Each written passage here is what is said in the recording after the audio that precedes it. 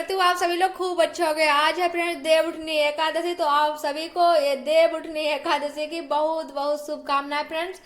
और सुबह सुबह का टाइम है, नहाकर आ गई हूँ, बाल धुल के नहाई हूँ और पूजा करने चलूंगी। उससे पहले आप लोग देखिए इन छोटे अभियांश को, इनसे मिल लीजिए। ये अपने चाचा लोगों के कंघी कर रहे हैं। सब लोग इस समय इनने किस करना सीख लिया है, तो सब बच्चे इनसे किस कराते रहते हैं। तो यहाँ पर सबके कंघी कर रहे हैं। जब बच्चा थोड़ा बड़ा हो जाता है और जब सब बात समझने लगता है, फिर सब खूब उससे काम करवाते हैं जितना भी। की लाइट खराब हो गई, इन्वर्टर भी जवाब देने लगा, तो फिर अब आज लाइट की भी व्यवस्था नहीं है बिल्कुल। किचन में तो बिल्कुल अंधेरा है। घर हमारा बंद है, अगर लाइट है तो दिन में भी जलती रहती है, रूम वगैरह में और किचन में, बाथरूम में हर समय लाइटें जलती हैं। इसी वजह से इन्वर्टर जल्दी डाउन हो जाता है। मुझे कंजूसी करना भी नहीं आता है कि मैं हर समय बल्ब बंद करती रहूं, याद भी नहीं मुझे रहता है इतना।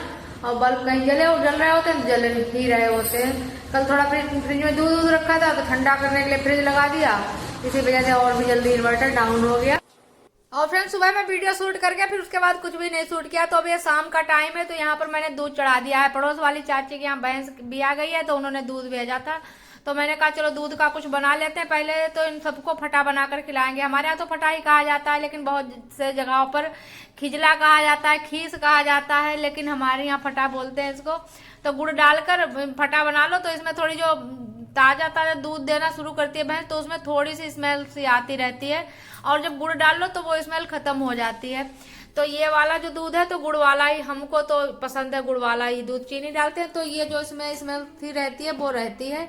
तो यहाँ पर अभिमन्यु के लिए मैंने फटा बना दिया है। और मैं आज दूध का कुछ स्पेशल बनाने की सोच रही हूँ कि बहुत दिनों से सोच रही थी कि दूध थोड़ा बच जाए, तो मुझे एक डिश बनानी थी। वो मैंने देखी थी ब्लॉग में, मैं जो जिन दीदी का ब्लॉग देखती हूँ उनके ब्लॉग में उन्होंने बनाई थी, तो वही डिश मैं अपने लिए बनाऊंगी। लेकिन मैं तैयारी कर रही थी अपनी पसंद की डिश बनाने के लिए, तो तब तक आ गए कुछ लोग मिलने मन्नू पापा से। तो उनके लिए यहाँ पर मैंने चाय बना दी है, चाय भेज दे। उधर गेस्ट रूम में सब लोग बैठे हुए हैं। उसके बाद तैयारी करेंगे अपने, जो हमें खाने का मन है आज, खाकर देखेंगे कैसा क्या लगेगा, उसकी तैयारी करेंगे बाद में। तो यहाँ पर पहले तो चाय जा रही है।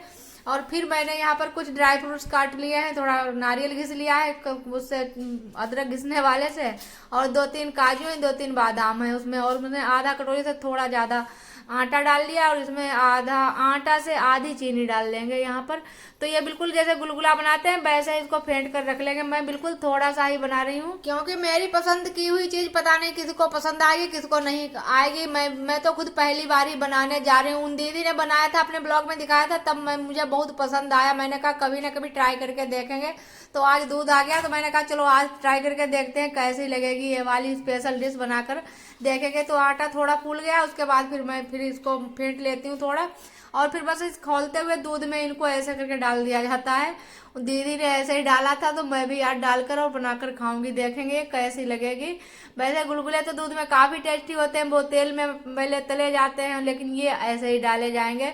जैसे दाल में फरा बनाए जाते हैं नमक के, वैसे ही ये समझो मीठे गुलगुले हैं दूध में।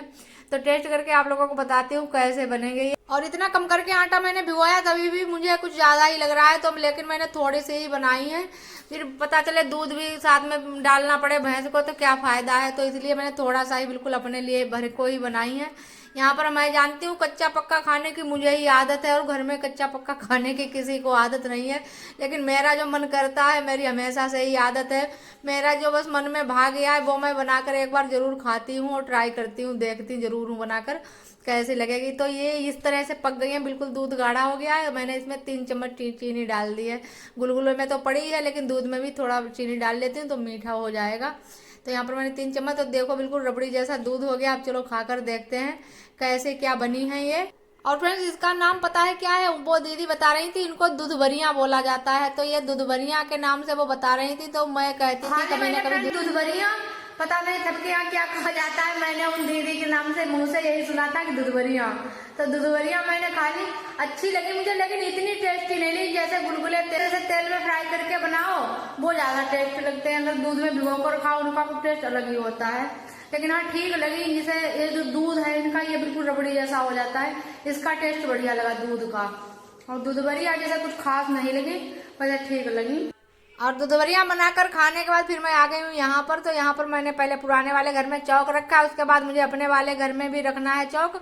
और फिर बिल्कुल शाम का टाइम हो गया, दीदी ने तो चूल्हा जला दिया और सब्जी बन रही है दीदी की हाथी चक्की। और मैं भी घर चलकर हाथी चक्की की सब्जी बनाऊंगी, आज बाजार से आई है। और इसी के साथ वीडियो का एंड करती हूँ, मिलती हूँ कल और स्पेशल से ब्लॉग के साथ। तब तक के लिए bye bye friends, like share comment करना, बाय बाय।